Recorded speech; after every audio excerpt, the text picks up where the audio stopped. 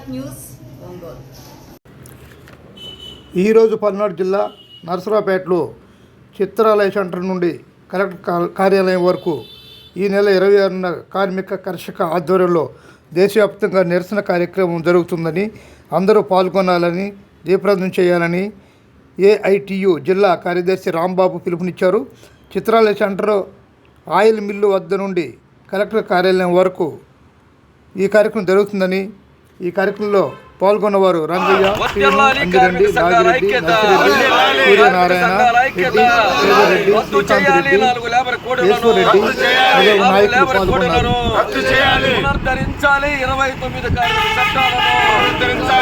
29 కార్మిక చట్టాలను